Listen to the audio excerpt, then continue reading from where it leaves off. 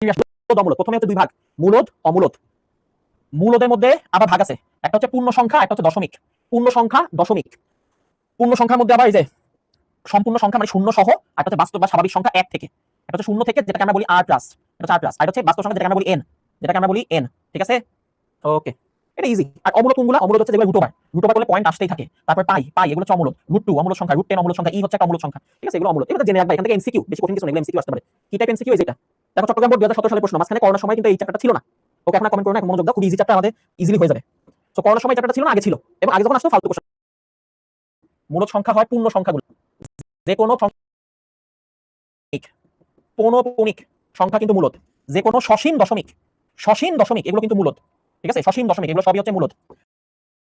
ভগ্নাংশ মানে হচ্ছে 2/3, 11/7, এগুলা। পৌনঃপুনিক মানে হচ্ছে 2.3, পৌনঃপুনিক 0.5, পৌনঃপুনিক, এগুলো কিন্তু মূলদ। এটাও মূলদ। একেবারে সসীম দশমিক, যে দশমিকটা শেষ হয়েছে, যেমন 4 পয়েন্ট মান কিন্তু শেষ হবে না, এর মানও শেষ হবে না, এটা অমূলদ, এটা অমূলদ। 1/√5 কিন্তু অমূলদ হবে না।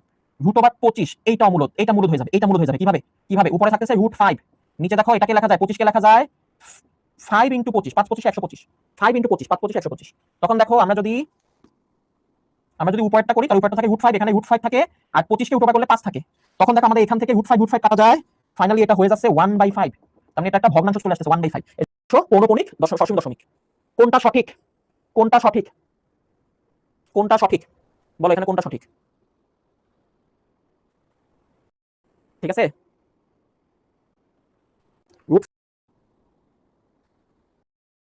কোনটা সঠিক?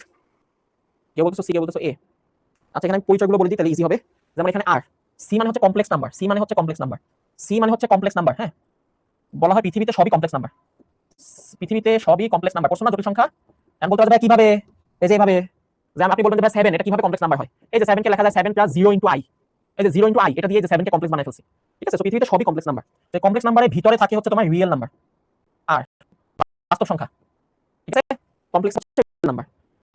রিয়েল নাম্বারে পড়ছে তোমার মূলদ, কোশেন্ট, মূলদ। রিয়েল নাম্বারের ভিতরে থাকে মূলদ, রেশনাল, যেটাকে বলে কিউ। কিউ এর ভিতরে থাকে হচ্ছে জেড, জেড হচ্ছে পূর্ণ সংখ্যা, জেড হচ্ছে পূর্ণ সংখ্যা, নেগেটিভ, শূন্য, পজিটিভ সবকিছু। তাহলে কিউ এর ভিতরে থাকে হচ্ছে জেড, জেড এর ভিতরে থাকে হচ্ছে স্বাভাবিক সংখ্যা এন, জেড এর ভিতরে থাকে হচ্ছে স্বাভাবিক সংখ্যা এন। ঠিক আছে, বেশি গিজি হয়ে গেছে নাকি? তাহলে আবার বলি, পৃথিবীতে সবকিছুই হচ্ছে কমপ্লেক্স নাম্বার। কমপ্লেক্স নাম্বারের ভিতরে থাকে রিয়েল নাম্বার, সেটা হচ্ছে আর। কমপ্লেক্স নাম্বার সি, এটার ভিতরে থাকে হচ্ছে মূলদ, মূলদের মধ্যে পূর্ণ সংখ্যা, পজিটিভ নেগেটিভ সবগুলা। পূর্ণ সংখ্যা মানে কি? পজিটিভ নেগেটিভ সবগুলা। তার ভিতরে থাকে স্বাভাবিক সংখ্যা, তার ভিতরে থাকে স্বাভাবিক সংখ্যা। তাহলে আমাদের এটা সি হচ্ছে সঠিক। ঠিক আছে, কে কার সাবসেট, সি হচ্ছে সঠিক। ঠিক আছে বাবা, নেক্সট। ওহো, ঝামেলা জিনিস। ঠিক আছে, কে কার সাবসেট, সি হচ্ছে সঠিক। ঠিক আছে বাবা, নেক্সট।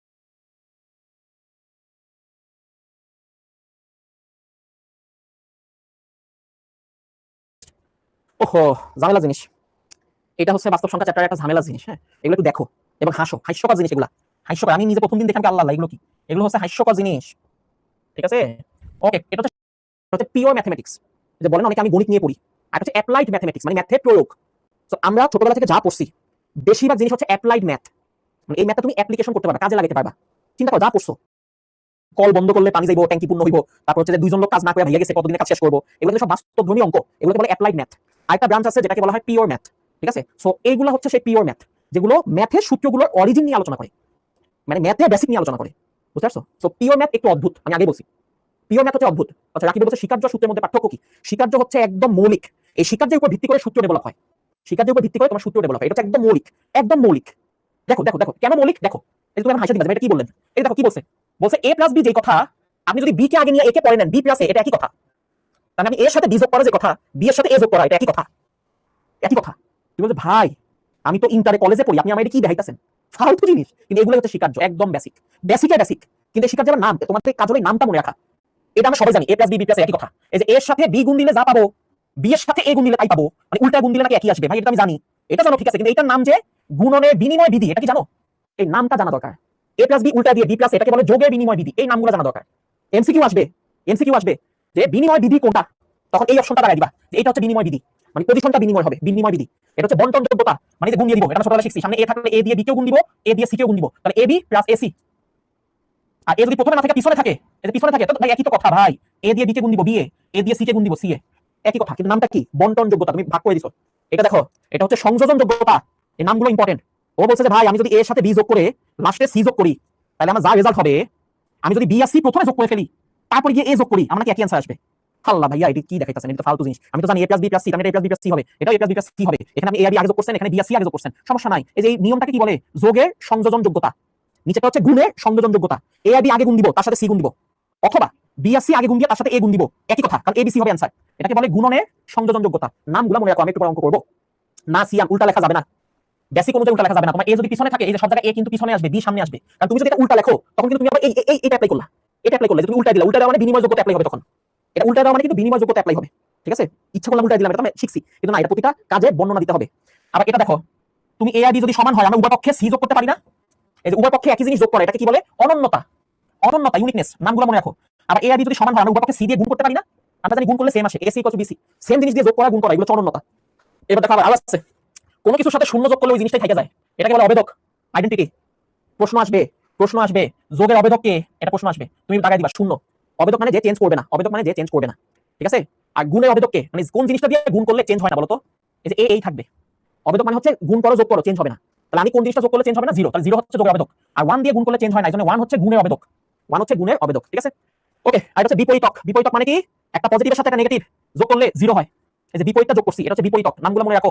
আবার একটা এর সাথে 1/a গুণ করলে 1 হয়ে যায়, কাটাকাটি যায়। এই যে যখন কাটাকাটি যাবে, যোগ হলে নেগেটিভ আনতে হয়, আর গুণ হলে উল্টাটা আনতে হয়, 1/। তাহলে এটা হচ্ছে গুণের বিপরীতক। গুণের বিপরীতক হচ্ছে 1/। তাহলে এরকম প্রশ্ন আসতে পারে যে ভাইয়া 5 এ গুণের বিপরীতক কে? তুমি বলবা যে 5 এ গুণের বিপরীতক হচ্ছে 1/5। 5 এ গুণের বিপরীতক, এই যে গুণাত্মক বিপরীত, গুণাত্মক বিপরীত কে? 1/5। আমি যখন বলি 5 এ যোগাত্মক বিপরীত, যোগাত্মক বিপরীত কে? 5 এ যোগাত্মক বিপরীত হচ্ছে -5, কারণ 5 এর সাথে -5 যোগ করলে 0 হবে, ঠিক আছে? অদ্ভুত, নামগুলো মনে রাখতে হবে ভাইয়া। কেন? এই যে দেখেন অবস্থা দেখেন, Dhaka board 12, 4, 7, Jessore board, Rajshahi board, dot dot dot, এই প্রশ্নগুলো আসছে। এবার প্রশ্নটা পড়েন, প্রশ্নটা পড়লে আপনি ক্লিয়ার হয়ে যাবেন। দেখেন বলছে a b c সব বাস্তব সংখ্যা, a + b = a + c, প্রমাণ করো যে b = c। a + b = a + c, a কাইটা দিলাম, b = c, প্রমাণিত হইছে না? হইছে কিনা? এভাবে যদি তুমি দুই লাইনে লেখো, স্যার তোমায় এভাবে কাটা দেওয়া যাবে না, ঠিক আছে? তো কি করতে হবে? তাহলে লিখতে হবে, আমরা জানি -a = -a, তুমি মাইনাসে বাদ দিবা, তাই না? ওকে, অতএব অতএব এটার সাথে এটা যোগ করলাম, a + b এর সাথে -a যোগ করলাম, আবার a + c এর সাথে -a যোগ করলাম। এই যে -a দুইটা যোগ করা, এই যোগ করাকে কি বলে? এই যোগ করাকে কি বলে দেখো তো? অনন্যতা নাকি বন্টন? বিনিময়, বিনিময়, বন্টন, সংযোজন, সেটা অনন্যতা। অনন্যতা, একই জিনিস যোগ করতেছি, তাই না? একই জিনিস দুই পাশে যোগ করতেছি, অনন্যতা। দেখছো? এই যে নাম নাম না পারলে শেষ, শেষ, অনন্যতা। একই জিনিস দুই পাশে যোগ করাকে অনন্যতা বলে। ওকে, এখন কি তাইলে ভাই আমি এটার সাথে কাটা দিতে পারবো না? আপনার সাথে ঘুরাইতে হবে, এই কাছাকাছি আনতে হবে। তাহলে এটাকে লিখতে হবে b + a, এই যে মাইনাসের সাথে আনলাম, এটাকে লিখতে হবে c + a। এখন বলে এই ঘুরানোটাকে কি বলে? এই যে ঘুরাইছি, ভিতরে ঘুরাইছি, এই যে ভিতরে ঘুরাইছি, এটাকে কি বলে? এগুলো মুখস্থ রাখতে হবে। আমি তো বয়স থেকে ভুলে গেছি, তোমার মুখস্থ রাখতে হবে। এই যে ঘুরানোকে শিখছি তো, এই যে ঘুরানো, ঘুরানোকে বলে বিনিময় যোগ্যতা। এই যে ঘুরাইছি, বিনিময় যোগ্যতা, ঘুরানোকে বলে বিনিময় যোগ্যতা। সাইড নোট না দিয়ে কি বলে? এই যে ঘুরাইছি, ভিতরে ঘুরাইছি, এই যে ভিতরে ঘুরাইছি, এটাকে কি বলে? তো এই যে নাম নাম না পারলে শেষ, শেষ, অনন্যতা। অনন্যতা, একই জিনিস যোগ করতেছি, তাই না? একই জিনিস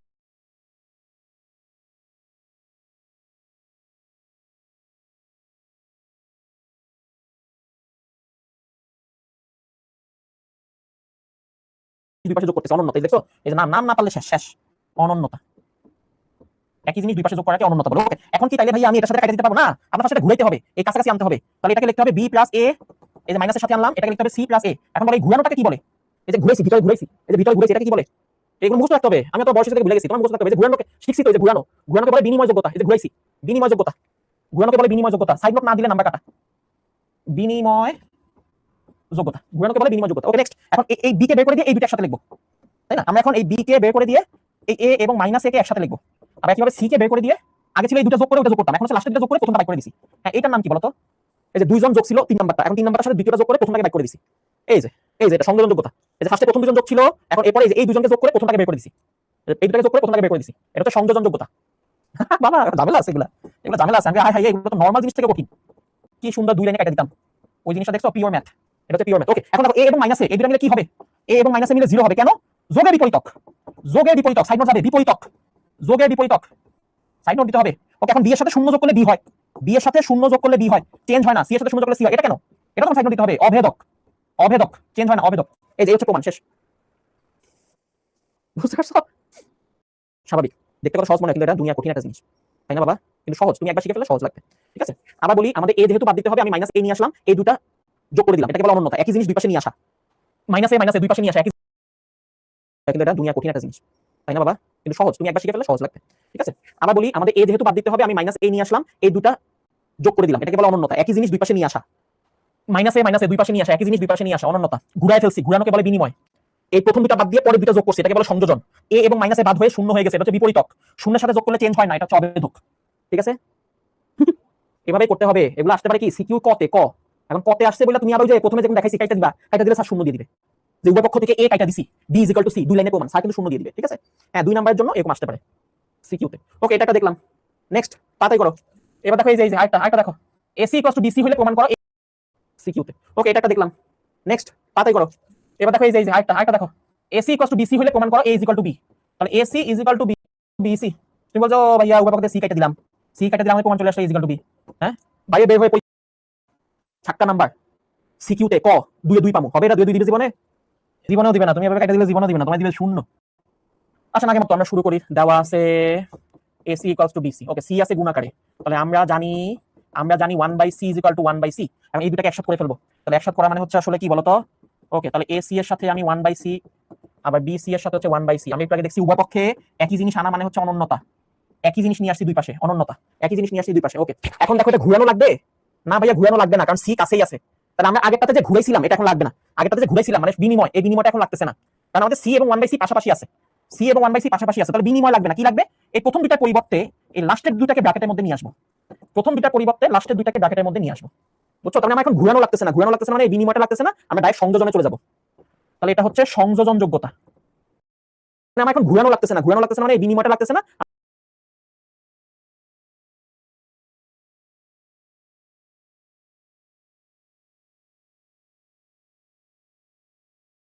আমরা ডাইরেক্ট সংযোজনে চলে যাবো। তাহলে এটা হচ্ছে সংযোজন যোগ্যতা। সংযোজন যোগ্যতা, এগুলো হচ্ছে pure math, pure math. Afsa বইটা চান্স পাইতে হলে এখন থেকে ফাটাফাটি ভাবে পড়তে হবে। ওকে, তারপর কি সিআসি, এটা কি বলতো? সিআসি কি? বিপরীতক, গুণের বিপরীতক। এটা 1 হয়ে যাবে। এটাকে সাইড নোট দিতে হবে, কি বলো? গুণের বিপরীতক, বা যোগে, আগেরটা ছিল যোগের বিপরীতক, এখন হচ্ছে গুণের বিপরীতক। গুণের বিপরীতক সি এবং 1/c। আবার 1 গুণ করলে সেম থাকে, 1 গুণ করলে সেম থাকে, সেটাকে আমরা কি লিখবো? অভেদক, গুণের অভেদক। তুমি গুণের কথাটা লিখতে পারো, নাও লিখতে পারো, লিখলে ভালো। অভেদক, গুণের অভেদক।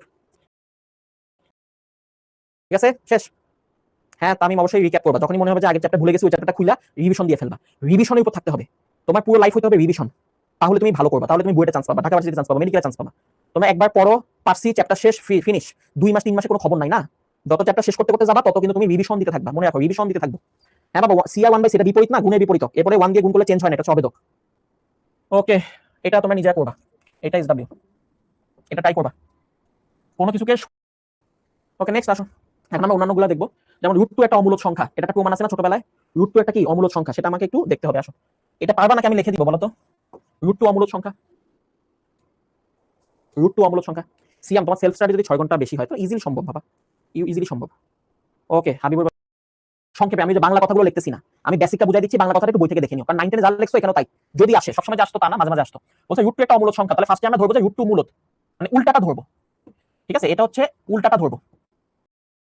ব্যতিরেকে প্রমাণ, তার মানে তুমি যেটা প্রমাণ করতে বলবা, মানে ধরো তুমি প্রমাণ করতে বলছো যে ও আমি ভালো ছেলে, এটা আমি প্রমাণ করতে চাই। তাহলে আমি যে ভালো ছেলে এটা আমি প্রমাণ না করে আমি প্রমাণ করবো যে আমি খারাপ ছেলে না, মানে বাকি অপশনগুলো আমি প্রমাণ বাদ দিয়ে ফেলবো যে ও খারাপ ছেলে না। তাহলে একটা অপশনই হাতে বাকি থাকবে, সেটা হচ্ছে কি? ও ভালো ছেলে। মানে বাকি যে অপশন সেটাকে তুমি ভুল প্রমাণ করবা, তাই না?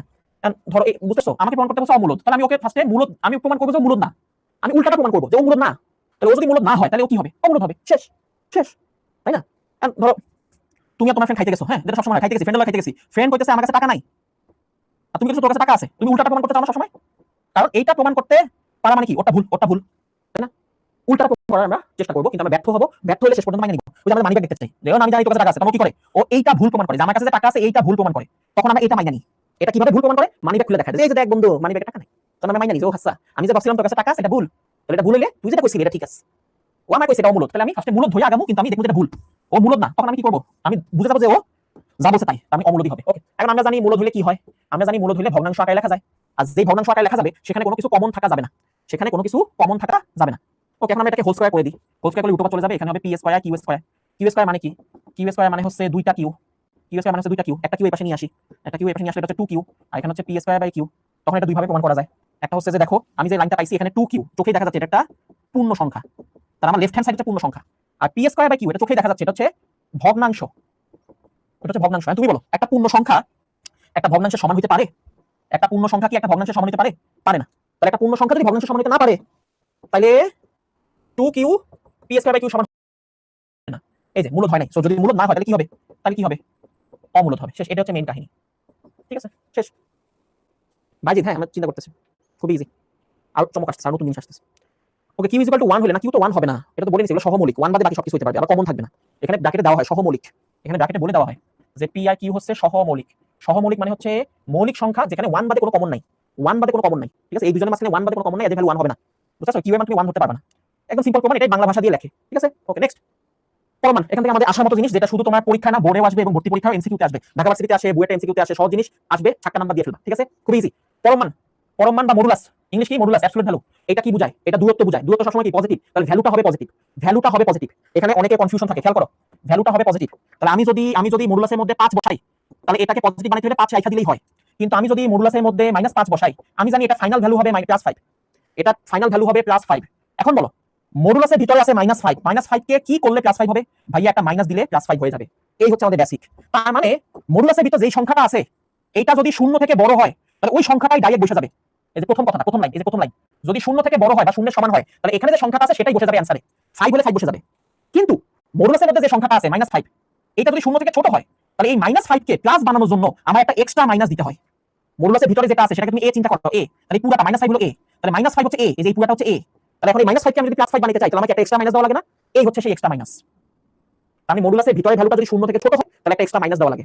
কেন? ওই যে প্লাস বানানোর জন্য। সো এটা অনেকে কনফিউজ থাকে, অনেকে কনফিউজ থাকে। এই যে বেদন দেখো, বেদন দেখো, অনেকে কনফিউজ থাকে, বেদন দেখো, ও কনফিউজ হয়ে গেছে, ভাই কি বললেন এটা, একটা মডুলাস কিভাবে মাইনাস হয়? একটা মডুলাস কিভাবে মাইনাস হয়? হ্যাঁ হতে পারে, একটা মডুলাস কখন মাইনাস হবে? যখন মডুলাসের ভিতরের সংখ্যাটা 0 থেকে ছোট হবে। আমি যে ভিতরে যদি তুমি এখন -2 বসাও তাহলে এই যে -2 এটা হচ্ছে a এর ভ্যালু, a, আমি এখানে তুমি a এর জায়গায় -2 বসাই দিবা, তখন দেখো মাইনাস মাইনাস কি চলে আসছে, +2 চলে আসছে। আমি আলটিমেট ভ্যালুটা পজিটিভই হবে, কিন্তু এই নেগেটিভটা দূর করার জন্য তোমাকে একটা এক্সট্রা মাইনাস দিতে হবে। কখন? যখন 0 থেকে ছোট। তার মানে সোজা বাংলায় মডুলাসের দুইটা ভ্যালু, মডুলাসের দুইটা ভ্যালু, 0 থেকে বড় হলে a, 0 থেকে ছোট হলে -a। ঠিক আছে, পারবা মিজান, পারবা। মিজান বলছে ওএসএসসি তে 3.89 পাইছে, হবে ইজি। তো প্রশ্ন, কেউ যদি বলে যে ভাইয়া মডুলাস কি নেগেটিভ হতে পারে কিনা, তুমি বলবা হ্যাঁ পারে। কখন? যখন মডুলাসের ভিতরের সংখ্যাটা নেগেটিভ হবে, তখন মডুলাস নিজে নেগেটিভ। কেন? কারণ তাহলে ভিতরটা নেগেটিভ, মডুলাস নেগেটিভ, দুইটা নেগেটিভ মিলে ওই যে পজিটিভ হয়ে যাবে। ঠিক আছে, ওকে। প্রথমে আমরা দেখব পরম মান নির্ণয়। এটা একটা ব্র্যাকেটের মতো, ব্র্যাকেটের মতো আমরা জানি থার্ড ব্র্যাকেট, তার ভিতর সেকেন্ড ব্র্যাকেট, তার ভিতর তো ফার্স্ট ব্র্যাকেট। সো আমরা প্রথমে ফার্স্ট ব্র্যাকেটের কাজ করে ফেলি, তারপরে সেকেন্ড ব্র্যাকেটের কাজ করি, তারপরে থার্ড ব্র্যাকেটের কাজ করি, তাই না? ফার্স্টে ফার্স্ট ব্র্যাকেট, তারপর সেকেন্ড ব্র্যাকেট, তারপর থার্ড ব্র্যাকেট।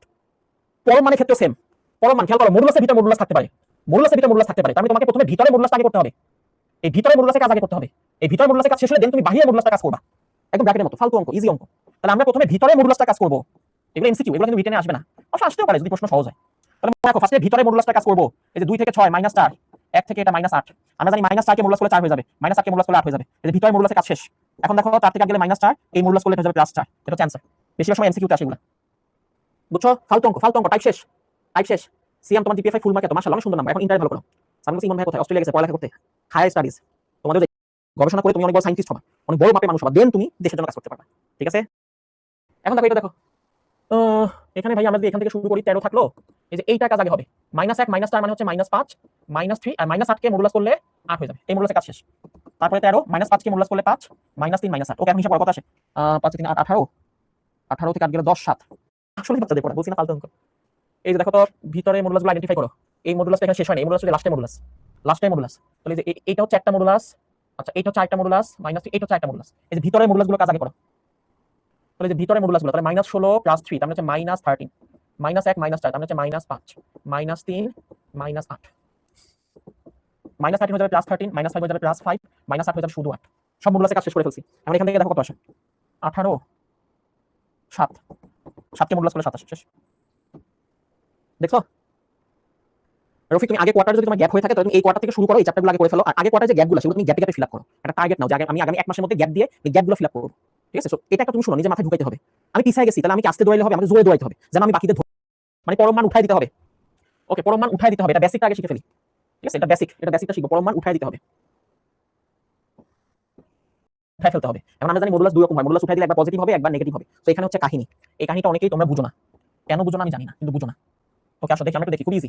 ধরো আমি তোমাকে বললাম মডুলাস এখানে আছে <5, এটা একটা সিনারি। কমেন্ট করো না তো, মডুলাস গ্রেটার দ্যান 5, এটা চারটা সিনারি, দুটো সিনারি। একবার হচ্ছে লেস দ্যান, এদের মুখ বন্ধ, এদিকে মুখ বন্ধ, এদিকে খোলা, খোলাটা ওই পাশে। আর এদিকে হচ্ছে মডুলাসের দিকে খোলা, মডুলাসের দিকে খোলা। হ্যাঁ, এখন আমরা জানি যে কোনো মডুলাস কয় ধরনের হতে পারে? দুই ধরনের। মডুলাস উঠাই দিলে একবার আমি পজিটিভ ধরবো, আবার মডুলাস উঠাই দিলে একবার আমি নেগেটিভ ধরবো। ঠিক আছে, নেগেটিভ এক্স। তাহলে আমরা জানি নেগেটিভ এক্স, এই মাইনাস যদি ওই পাশে চলে যায় তখন এই চিহ্নটা উল্টে যায়, মাইনাস ওই পাশে চলে গেলে এই চিহ্নটা উল্টে যায়। এখন আমি এখান থেকে সংখ্যা রেখা আঁকবো। দেখো এটা লেখা দরকার নেই, একটু দেখো, এটাই বেসিক, এটা বুঝতে পারলে শেষ। সংখ্যা রেখা আঁকবো, একটা হচ্ছে 5। তাহলে এখানে কি বলছে? এক্স এর মান 5 এর থেকে ছোট। মনে রাখো বন্ধ মানে ছোট, বন্ধ মুখ মানে ছোট। তাহলে এক্স এর মান 5 এর থেকে ছোট, এইদিকে 5 এর থেকে ছোট। এখানে কি বলছে? এক্স এর মান -5 থেকে বড়, -5 থেকে খোলা, খোলা মানে বড়, এই এক্স এর মানটা খোলা। তাহলে এক্স এর মান -5 থেকে বড় মানে এই পাশে। তাহলে আমি দেখতে পাচ্ছি যে এক্স এর মান -5 থেকে 5 এর মাঝখানে, -5 থেকে 5 এর মাঝখানে। সো এটা হচ্ছে ইম্পর্টেন্ট জিনিস, এটা হচ্ছে ইম্পর্টেন্ট জিনিস। ওকে, এবার ওই ক্ষেত্রে আসো, আমি বুঝাই বলবো, খুব ইজি। হ্যাঁ, বুঝতে পারবো, কোনো টেনশন নাই। ফালতু চাপটা, এটাও দেখো, এটা কি হতে পারে? একবার পজিটিভ হতে পারে, আরেকবার নেগেটিভ হতে পারে। মডুলাসটা উঠাই দিলে নেগেটিভ হতে পারে, আর নেগেটিভ হলে এই মাইনাসটা যখন আমি ওইদিকে নিয়ে যাবো তখন হয়ে যাবে -5। তো আমি এখন চিত্র আঁকি, দুইটা কি বুঝেছি আসো দেখি। এটা বলছে 5 এর থেকে বড়, খোলা মানে হচ্ছে বড়, তাহলে 5 এর থেকে বড় মানে ওই পাশে, দুইটা ওই পাশে। ঠিক আছে, এখানে বলছে -5 থেকে বন্ধ, বন্ধ মানে ছোট, এখানে বলছে -5 থেকে ছোট মানে এই পাশে। তাহলে এখন বলো দুইটা কি একসাথে মিলিত হইছে?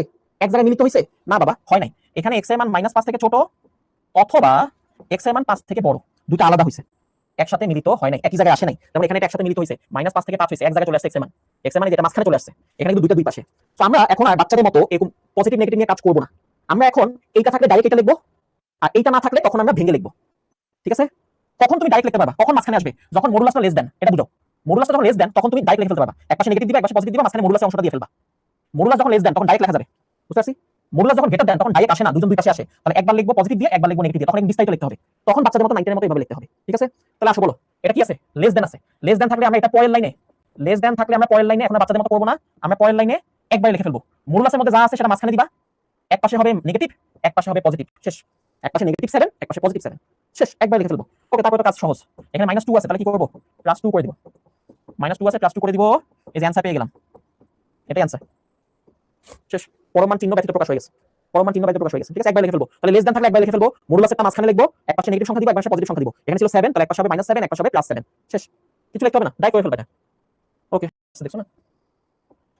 ফার্স্ট অফ অল ভাই, আমাকে তো এই যে গ্রেটার দেন আছে, সো আমরা জানি যে গ্রেটার দেন থাকলে ডাইরেক্ট লেখা যাবে না। কিন্তু আমি এটাও জানি যে আপনি যদি জিনিসটাকে উল্টায় দেন, আপনি যদি এটাকে উল্টায় দেন তাহলে চিহ্ন উল্টে যায়। ওকে, এখানে সবাই ভুল করে, এই পাশ উল্টায় দেয়, 5 কে উল্টায় না। এখানে টেস্টটা দিয়ে রাখো, এখানে টেস্টটা দিয়ে রাখো, এই জায়গায় ভুল করে। এই পাশ উল্টায় দেয়, চিহ্ন উল্টায় দেয়, চিহ্নটা ঘুরে যায়, কিন্তু 5 কে উল্টায় না, মোটে একবার 5 উল্টায় যাবে। ঠিক আছে, ওকে। এখন দেখো লেস দেন হয়ে গেছে না? লেস দেন হয়ে গেলে এখন আমরা ডাইরেক্ট লিখে ফেলতে পারবো। তাহলে মডুলাসেরটা লিখবো মাঝখানে 3x + 1, চিহ্নটা দিব। এখানে আছে 1/5, তাহলে এক পাশে হবে নেগেটিভ 1/5, এক পাশে হবে পজিটিভ 1/5, শেষ। বুঝতে পারছি? হ্যাঁ, সি এগুলো 9 10 জিনিস, কিন্তু এগুলো আসে, কি করবো বলো? ওকে, এখন বাকিটা তো ইজি, আছে +1 আছে, তাহলে এখানে -1 করে দাও, সব পক্ষ থেকে -1 করে দিলাম। -1 চলে গেল, তাহলে এখানে মাইনাস করলে কত আসলে? কত? 1 আর -5 -6, এখানে আসে 3x, এখানে আসে -4/5। ওকে, তারপর কি করবো? 3 দিয়ে ভাগ করে ফেলবো। তাহলে সবাইকে 3 দিয়ে ভাগ করে ফেলো, সবাইকে 3 দিয়ে ভাগ করে ফেলো। তাহলে এটা 3 দিয়ে ভাগ করলে হচ্ছে -3 আর 6 কাটা যাবে, 2/5। এখানে 3 দিয়ে ভাগ করলে x, এটা 3 দিয়ে ভাগ করলে হচ্ছে 3 × 5 = 15। তাহলে এই হচ্ছে আমাদের অ্যান্সার, শেষ। কিন্তু এটা যদি তুমি অ্যান্সার লেখো তাহলে কিন্তু তুমি পাবা 0। কেন? কারণ আমার প্রশ্নটা খেয়াল করো, এটা অ্যান্সার লিখলে 0 পাবা, 0 পাবা। ইমাম মনোযোগ দাও, এটা অ্যান্সার লিখলে 0 পাবা। কেন? কারণ আমাদের এটা ভগ্নাংশ ছিল, আর আমরা জানি যে কোনো ভগ্নাংশের হর, হর কখনো কি হইতে দেওয়া যায় না, হর কখনো 0 হইতে দেওয়া যায় না। কেন? কারণ হর যদি 0 হয়ে যায়, 1/0 ইনফিনিটি চলে আসবে, ইনফিনিটি চলে আসবে, তখন আমরা বলবো কিন্তু এই 3x + 1 এটা নট ইকুয়ালস টু 0। তাহলে এখান থেকে দেখো x এর মান কি হবে না, 1 ওই পাশে গেলে -1, 3 দিয়ে ভাগ করলে -1/3, 1/3 হবে না, -1/3 হবে না। তাহলে x এর মান এটা হবে, কিন্তু -1/3 হবে না। এখন আমি যদি চিত্র আঁকি তাহলে আমি জিনিসটা পুরোপুরি বুঝতে পারবো যে -1/3 আদৌ আসো কি, মানে আদৌ কি এই সিচুয়েশনে করছে কিনা, মানে এদের মাঝখানে আছে কিনা সেটা আমাকে বুঝতে হবে। বুঝার জন্য তুমি সবগুলোকে পয়েন্টে নিয়ে নাও।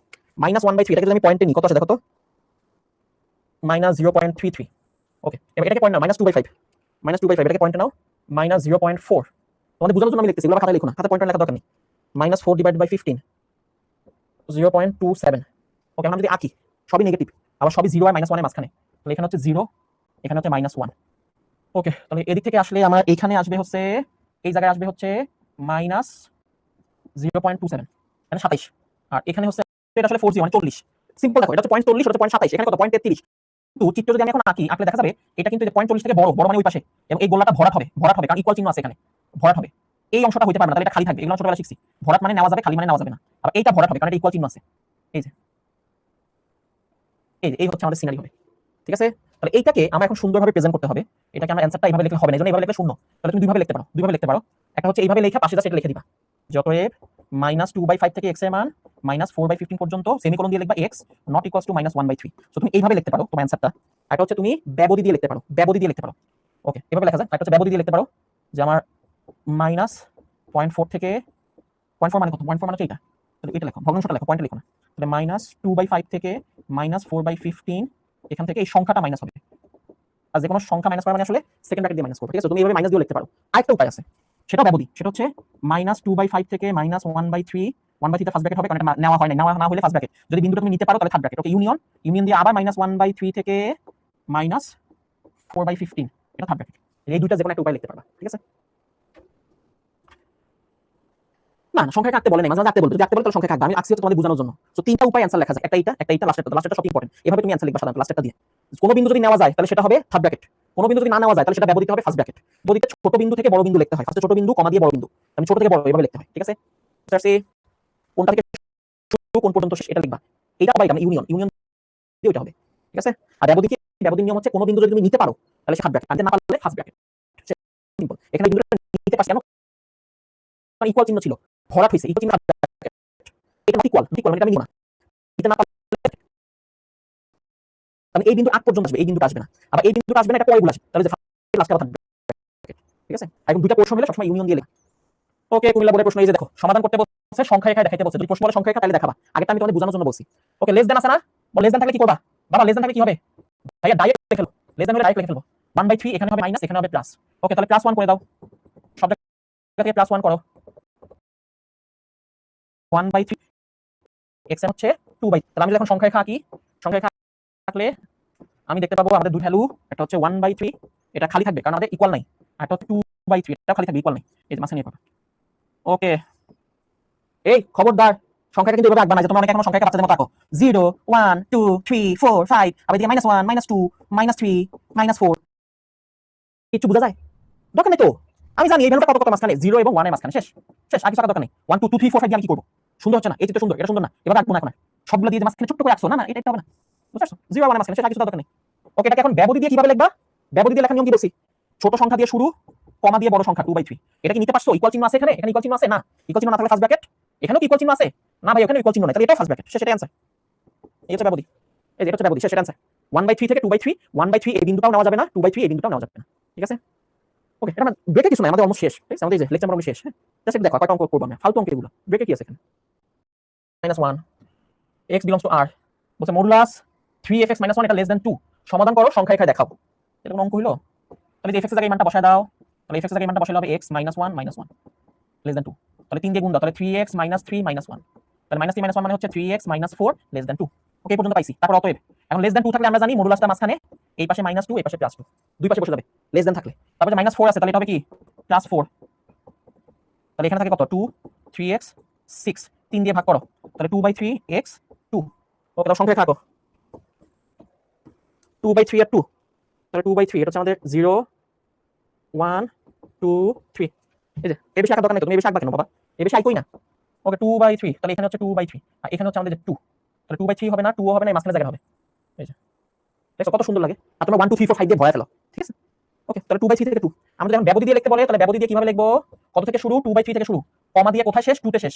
2/3 নিতে পারছি না, তাহলে ফার্স্ট ব্র্যাকেট। 2 নিতে পারছি না, ফার্স্ট ব্র্যাকেট। শেষ, নিতে না পারলে ফার্স্ট ব্র্যাকেট। ওকে, এখানে 2 থাকলে এখানে -2 কেন হবে? এটা তো আমি একদম বেসিকে ব্যাখ্যা করছি, এই জায়গায় ব্যাখ্যা করছি। যদি লেস দ্যান থাকে তাহলে এক জায়গায় হবে 5, এক জায়গায় হবে এই যে -5, এই পাশে -5 হবে আর এই পাশে হবে 5। তুমি যদি একবার লিখে ফেলতে চাও, কেন? কারণ মডুলাস উঠাইলে একবার পজিটিভ হয়, মডুলাস উঠাই দিলে একবার নেগেটিভ হয়। একবার পজিটিভ একবার নেগেটিভ। শেষ, ঠিক আছে। না না, গ্রাফ পেপার না, জাস্ট খাতায় স্কেল দিয়ে আঁকবে এগুলো। সংখ্যা কাটতে বলে খাতায় জাস্ট স্কেল দিয়ে আঁকে ফেলবা, স্কেল আর পেন্সিল দিয়ে। ঠিক আছে, 1/, আমরা জানি এটা ফার্স্ট উল্টাইতে হবে। ওকে, উল্টানো মানে কি? উল্টানো মানে এটা হয়ে যাবে। ওকে, তারপর তো হয়ে গেছে, তারপর পারবা না -5x - 3 হাফ, এটা পাশে মাইনাস ওই পাশে প্লাস। এখান থেকে যে মানটা বের হবে সেটা কি অ্যানসার? না, লাস্টে কিন্তু এটা লিখতে হবে, এটা লিখতে হবে। ওকে, আমরা যদি -3 +3 করে দিই, আসো দ্রুত করে ফেলি। +3 5x -3 চলে গেছে, তাহলে এই পাশে +3, 3 যোগ করলে 3 × 6, 6 থেকে 1 গেলে 5, 3 × 6 1 7। তাহলে 5 দিয়ে ভাগ করলে আমাদের অ্যানসার আসতেছে কি বলতো? 5 দিয়ে ভাগ করলে অ্যানসার আসতেছে, এটা হচ্ছে হাফ আর এটা হচ্ছে 5 × 10 7/10। ওকে, এটা অ্যানসার হবে না, এটা কিন্তু অ্যানসার হবে না। কেন? কারণ আমাদের এখানে বলতে হবে যে এখানে এই যে হরটা শূন্যতে দেওয়া যাবে না, নট ইকুয়ালস টু 0 মানে বা x নট ইকুয়ালস টু 3/5, এটা হবে না। ঠিক আছে, ওকে, তাহলে আমাদের চিত্রটা কেমন হবে?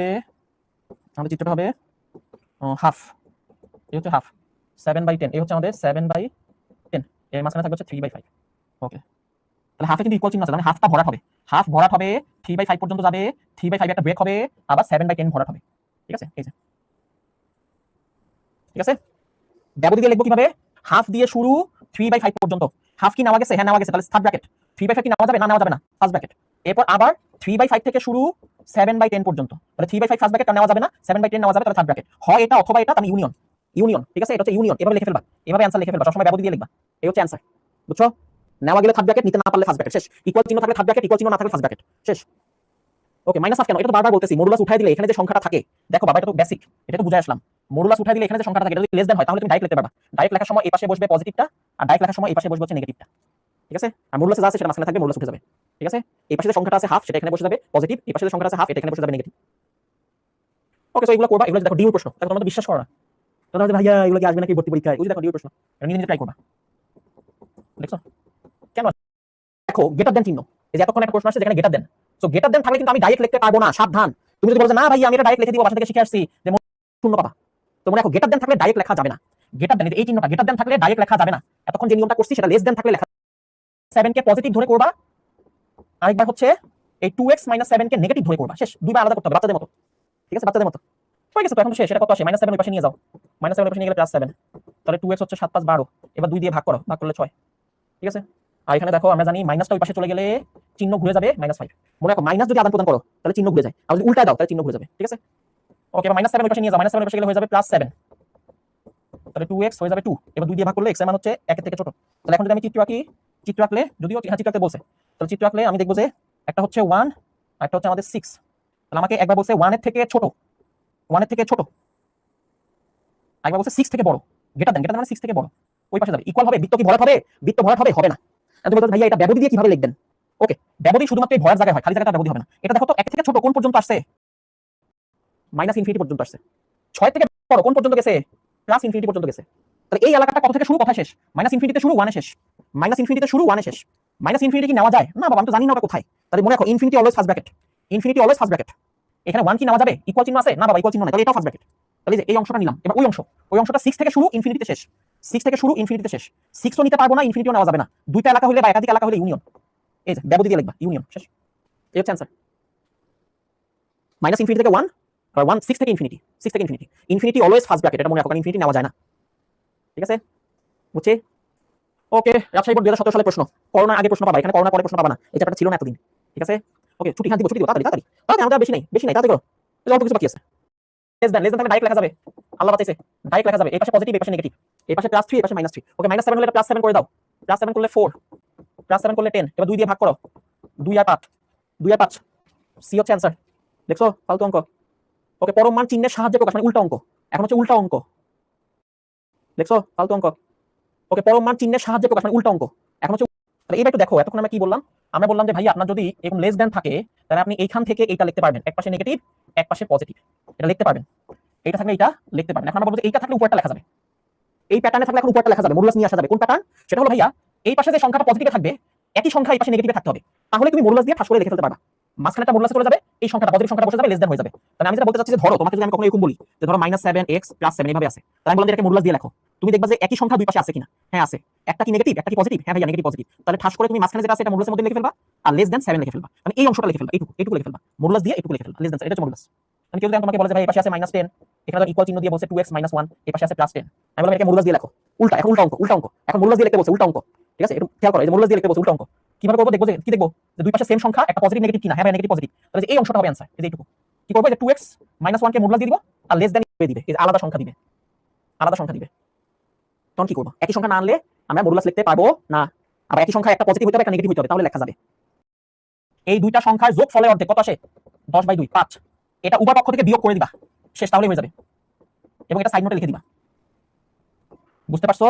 প্রশ্নে যা থাকবে সেখানে উভয় পক্ষ থেকে তুমি এই যে কত আসে, দুই পাশে দুটো যোগফলের অর্ধেক 5, এই 5 বিয়োগ করে দিবা সব জায়গা থেকে। হ্যাঁ, x এর থেকে 5 বিয়োগ হবে, সব জায়গা থেকে 5 বিয়োগ করে দিবা, সাইড নোটে লিখে দিবা, শেষ। ওকে, লিখে দিলে কি হবে বলো তো? 2 থেকে 5 বিয়োগ হলে -3, এখানে হচ্ছে x - 5, 8 থেকে 5 গেলে 3, এই যে সেম চলে আসছে, এখানে 3 আসছে, এখানে -3 আসছে, সেম চলে আসছে। ঠিক আছে, আমরা একটু আগে শিখছি, সেম চলে আসলে কি করব? এই মাঝখানেরটা হবে মডুলাস, এই চিহ্নটা হবে লেস দ্যান ইকুয়াল দেখাবা। বাবা মাইনাস হলে মাইনাস সহ দেখাবা, মাইনাস হলে মাইনাস সহ দেখাবা, সমস্যা কি? ঠিক আছে, যা থাকবে মানে যেই সংখ্যায় থাকুক যদি নেগেটিভ থাকে -4 এটা আছে 12, তাহলে এখন বলো -4 আর 12 এর অর্ধেক কত আসে 8 4, এই 4 বিয়োগ করব 4 বিয়োগ করব, ঠিক আছে 4 বিয়োগ করব, শেষ যেটা পাবা সেটা বিয়োগ করে দিবা। তাহলে -4 -4 এখানে হচ্ছে 2x - 1 - 4, এখানে হচ্ছে 12 - 4 -8 2x - 5 এটা হচ্ছে +8, এই দেখো সেম চলে আসছে -8 +8 শেষ মডুলাস 2x - 5 > 8। এই ছুটি ছুটি হয়ে যাচ্ছে, অল্প একটু দেখো বুঝতে পারছি বাবা, শেষ। আর এই দুইটা থেকে যে কমন আসতে পারে, দেখো ঢাকা বোর্ডে বলে দিছে কি fx হচ্ছে x - 1, তাহলে আমরা এখানে সেই মানটা বসায় দিই -2 2 fx এর মান হচ্ছে x - 1 8, তাহলে আমরা কি পাচ্ছি, এই পাশে পাচ্ছি -2 2 - x মাইনাস +1, ঠিক আছে -2 2 আর 3 3 - x, ওকে। এখন দেখো -2 আছে 8 আছে, তাহলে কত বিয়োগ দিবা বলো, কত বিয়োগ দিবা -2 আর 8 কত বিয়োগ দিবা, তাহলে -2 আর 8 এই দুটো যোগফলের অর্ধেক 3 3 বিয়োগ করব, দুই পাশে দুটো যোগফলের অর্ধেক 3 বিয়োগ করব, ঠিক আছে শেষ ইজি। হ্যাঁ ফালতু অঙ্ক 3 বিয়োগ, তাহলে এখান থেকে হচ্ছে 3 বিয়োগ, এখান থেকে হচ্ছে 3 বিয়োগ, ওকে 3 বিয়োগ করলে এটা হচ্ছে -5, এখানে দেখো 3 3 চলে গেলে থাকে -x, এখানে 3 চলে গেলে শুধু 5। এখন এই -x এর জন্য মাইনাস দিয়ে সবাইকে গুণ করতে হবে, মাইনাস দিয়ে গুণ করলে এটা হয়ে যাবে +5, চিহ্ন ঘুরে যাবে x, চিহ্ন ঘুরে যাবে এটা হয়ে যাবে -5, বুঝতে পারছো, মাইনাস দিয়ে আমরা গুণ দিয়ে দিলাম, গুণ দিয়ে দিলে চিহ্ন ঘুরে যাবে, ঠিক আছে মাইনাস দিয়ে সবাইকে গুণ দিয়ে দিলাম -x কে পজিটিভ বানানোর জন্য। আর এইটাকে উল্টা দাও, জানা এটাকে উল্টা দাও, এটাকে এখন জাস্ট উল্টা দাও, এই লাইনটাকে তুমি উল্টা দাও, মানে উল্টা লেখো উল্টা দাও, তাহলে শেষ, ঠিক আছে উল্টা লিখছি, এটাকে উল্টা দিছি, যেভাবে উল্টি যেভাবে উল্টা দিছি, ঠিক আছে ওকে। রাজশাহী ইউনিভার্সিটিতে আসা প্রশ্ন কে কে পারো, হ্যাঁ ছুটি হয়ে যাবে ঠিক আছে ওকে। রাজশাহী ইউনিভার্সিটিতে আসা প্রশ্ন, তো তাই নেই, রাজশাহী ইউনিভার্সিটিতে আসা প্রশ্ন, এই পাশে -3 এই পাশে 9, বলো কত বিয়োগ করবা, সব জায়গা থেকে আমরা তাহলে 3 বিয়োগ করতেছি, এটা হচ্ছে -6 + 6, ওকে। অনেকে কিন্তু মাঝখান থেকে বিয়োগ করে না, বাবা বিয়োগ করলে সবার থেকে বিয়োগ করতে হবে, ওকে হয়ে গেছে। সেম সংখ্যা চলে আসছে, সেম সংখ্যা চলে আসলে পজিটিভটা লিখে ফেলবা <6, মডুলাস দিয়ে পজিটিভটা লিখে ফেলবা x - 3 <6, সি হচ্ছে অ্যানসার, পারছো না রাজশাহী ইউনিভার্সিটির প্রশ্ন দেখছো, পারতেছি তো নাকি, সহজ অঙ্ক এগুলো, হ্যাঁ মাশাআল্লাহ অনেকেই পারছে। কোনটা সমাধান, দিনাজপুর বোর্ডের প্রশ্ন, সমাধান কত, স্কয়ারটা বাদ দিলে 2x - 5 0 5 5/2 5/2 মানে হচ্ছে 2.5,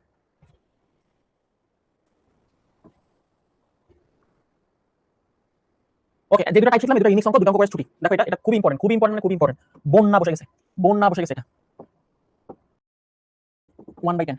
আমরা জানি মডুলাস থাকলে এবং লেস দ্যান থাকলে আমরা একবারে লিখে ফেলতে পারবো, তো আমরা একবারে লিখে ফেলতেছি, এই পাশে হবে -1/10, মডুলাসটা উঠে যাবে x - 1, এই পাশে হবে +1/10, ওকে -1টা আমরা এই পাশে নিয়ে আসলাম, +1 চলে আসলো, উভয় পক্ষে আমরা 1 যোগ করে দিলাম, লাস্ট অঙ্ক, হ্যাঁ আসো 1 যোগ করে দিলাম, 1 যোগ করে দিলে দেখো 10 আর এটা গেল হচ্ছে 9/10, এটা হয়ে গেল শুধু x, এটা হয়ে গেল 11/10, ওকে আমরা x এর মান পেয়ে গেলাম। কিন্তু এটা প্রশ্ন না, এটা প্রশ্ন না, ঠিক আছে এটা প্রশ্ন না। কি করতে হবে দেখো তো, কি করতে হবে, আমাদেরকে এইটা প্রমাণ করতে হবে। এখন এই প্রমাণে দেখো আমাদের কি x আছে না, আমাদের আছে x স্কয়ার এবং আমাদের আছে -1, তাহলে আমি x এর মান পাইছি, এখন এখান থেকে x স্কয়ার বানাইতে হবে -1 বানাইতে হবে, তাহলে আমি আসলে x স্কয়ার বানাই, মানে আমি হোল স্কয়ার করে দিই পুরোটাকে, তাহলে 9 9 81 10 10 100 x স্কয়ার 11 কে স্কয়ার করলে 121, এখানে থাকে 100 বর্গ করছি, ঠিক আছে। প্রমাণ দেখে দেখে আগাবো, প্রমাণ যদি কিউব করতে বলতো আমি কিউব করতাম, প্রমাণ x স্কয়ার আছে এজন্য x স্কয়ার করলাম, এখন x স্কয়ার সাথে কি আছে -1 আছে, তাহলে আমি সব জায়গা থেকে -1 করব, তাহলে 81/100 -1, এখানে x স্কয়ার থেকে হয়ে যাবে -1, এখানে হয়ে যাবে 121/100 থেকে -1, ওকে কত সেটা, এটা আসে -19/100, এটা আসে x স্কয়ার -1, এটা আসে 21/100 অল্পের জন্য। এবং এইটাতে একটা কাহিনী আছে, এখন যদি তুমি উভয় পক্ষকে যোগ করে অর্ধেকটা বিয়োগ করো মডুলাস বানাইতে পারবা, কিন্তু মডুলাস এই পাশটা মিলবে না, কারণ এই পাশে কি আছে খেয়াল করো, এই পাশে আছে 21/100, ওই পাশে কিন্তু মিলে গেছে 21/100, এই পাশে -21/100 লাগবে, এই পাশে লাগবে হচ্ছে -21/100। তখন আমরা একটা স্পেশাল কথা বলবো যে যেহেতু আমরা জানি যে -21/100 থেকে -19/100 বড়, সেহেতু তাই না, -19 তো বড় -21 থেকে আমরা জানি, সেহেতু আমি এটাকে একবার লিখে ফেলতে পারি, -21/100 থেকে -19/100টা বড়, সেখান থেকে x স্কয়ার -1 বড়, সেখান থেকে 21/100টা বড়, মানে এই পুরোটাই লিখলাম, এই পাশে -21/100টা লাগাই দিলাম। এখন এই লাইনে দেখো এটা থেকে এটা বড়, এটা থেকে এটা বড়, এটা থেকে এটা বড়, তাহলে আমি যদি মাঝখানটা বাদ দিয়ে লিখি কোনো সমস্যা হবে না, কেন, কারণ -21/100 থেকে -19 বড়, আবার -19 থেকে x স্কয়ারটা বড়, আমি x স্কয়ারটা ডেফিনেটলি -21 থেকে বড়, এটা থেকে বড় হবে, অবশ্যই বড় হবে, পরে আছে যেহেতু, তো মাঝখানটা বাদ দিয়ে জাস্ট লিখে ফেলছি, 19টাকে অ্যাভয়েড করছি। এখন দেখো সেম চলে আসছে, এখন তুমি অতএব দিয়ে মডুলাস লিখে ফেলতে পারবা, কারণ উভয় পক্ষে আমাদের সেম চলে আসছে, এই হচ্ছে প্রমাণিত। মডুলাস দেওয়া আছে, মডুলাস লেস দেন থাকলে মডুলাস উঠাই দিলাম, এই পাশে নেগেটিভ ওই পাশে পজিটিভ, -1/10 1/10, উভয় পক্ষে এক যোগ করছি, x এর মান পেয়ে গেছি, এবার প্রমাণ দেখে আগাবো। প্রমাণে x স্কয়ার বের করতে বলছে, x স্কয়ার করছি, প্রমাণে -1 করতে বলছে, -1 করছি, করার পর দেখলাম এই পাশে আছে 21/100, আমার 21/100 চলে আসছে, কিন্তু -21/100 না আসলে আমি মডুলাস বানাইতে পারবো না, -21/100 লাগবে। আমরা জানি -21/100 থেকে -19 বড়, আবার -19 থেকে x স্কয়ারটা বড়, তাহলে অবশ্যই 21 থেকে x স্কয়ারটা বড় হবে, মাঝখান থেকে -19টা গায়েব করে দিলাম, একটু টেকনিক খাটাইলাম, টেকনিক খাটাই আমরা এই দেখো সেম পেয়ে গেছি, উভয় পক্ষে সেম সংখ্যা, একটা নেগেটিভ একটা পজিটিভ, মডুলাস চলে আসছে, মডুলাস চলে আসছে। সো এই অঙ্কটাই অনেক ফরম্যাটে আসে, এবং এইটা একটা ফরম্যাট, ঠিক আছে, কুমিল্লা বোর্ডে আসছে দেখো। একটা নেগেটিভ একটা পজিটিভ মডুলাস চলে আসছে। তো এই অঙ্কটাই অনেক ফরম্যাটে আসে।